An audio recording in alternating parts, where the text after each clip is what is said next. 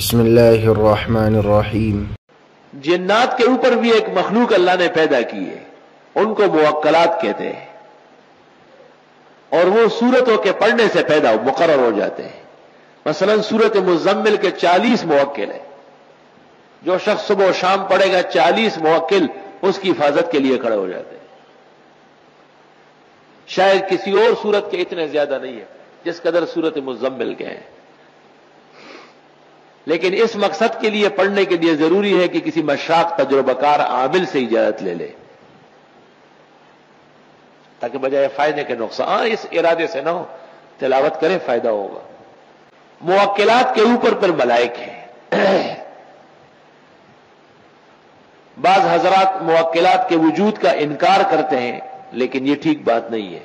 قاضی بدر الدین شبلی نے آکام المرجان میں تسلیم کیا ہے، اور براہ راست خود آتے جاتے ہیں، ملاقات کرتے ہیں، کام کرتے ہیں۔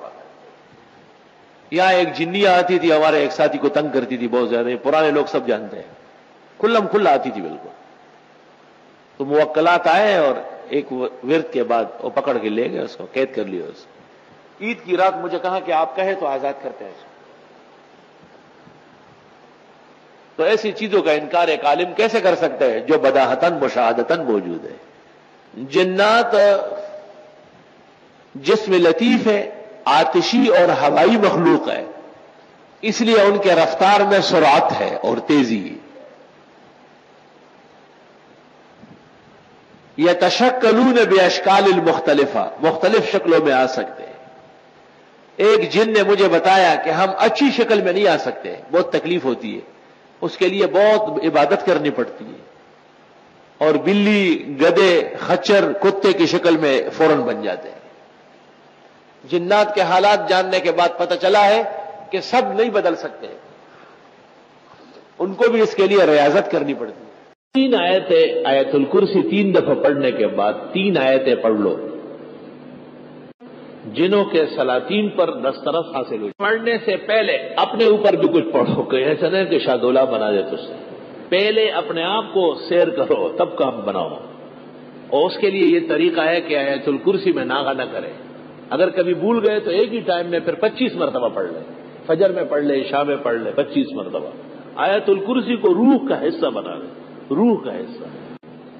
یا معشر الجن والانس ان استطعتم ان تنفذوا من اقطار السماوات والارض فانفذوا لا تنفذون الا بسلطان۔ 2 وَلَقَدْ عَلِمَتِ الْجِنَّةُ إِنَّهُمْ لَمُحْضَرُونَ وَمَا خَلَقْتُ الْجِنَّ وَالْإِنسَ إِلَّا لِيَعْبُدُونِ۔ یہ 3 آیت۔ آیت الکرسی مختلف اکابر علماء اور اولیاء مختلف تدابیر کے ساتھ پڑھتے تھے۔ حضرت صلی اللہ علیہ وسلم نے بھی بعد الفرض، بعد الصلاۃ پڑھنے کو فرمایا ہے۔ کہتے ہیں دنیا کی زندگی عزت سے اور بوقت موت آرام و راحت، اور قبر میں نجات عذاب قبر سے ہو جاتی ہے، بشرطے کہ ہر نماز کے بعد 1 مرتبہ پڑھے۔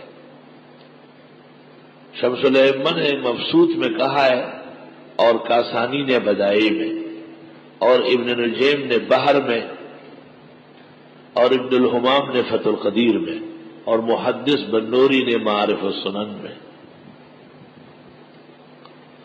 کہ جن فرائض کے بعد سنن ہے جیسے ظہر، مغرب، عشاء، وہاں یا تو سنتوں کے لیے جگہ بدلتے بدلتے اس کو پڑھ لے، اور یا یہ کہ سنتوں سے فراغ پر پڑھ لے، اور جن نمازوں کے بعد سنن نہیں ہے جیسے فجر و عصر، بے شک وہاں آپ نماز کے بعد پڑھیں۔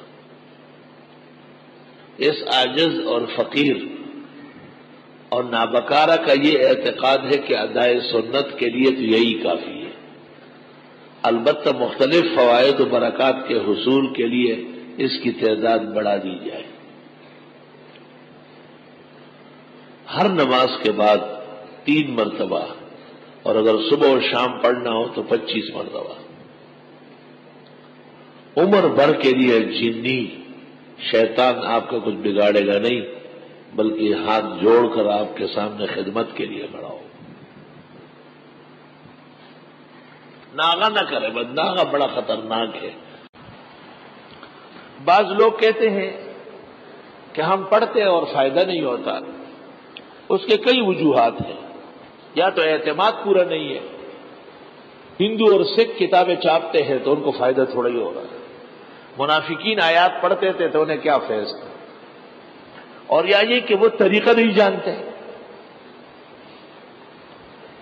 اور فائدہ یقین کے درجے میں ہے. اس کا طریقہ یہ کہ دیکھو، ایک آدمی نے ایک چمچہ چینی پیالی چائے میں ڈالی تو چائے میٹھی ہو گئی، لیکن اگر وہ ایک چمچہ چینی پورے پتیلے میں ڈالے تو میٹھی ہوگی. جزاک اللہ خیر.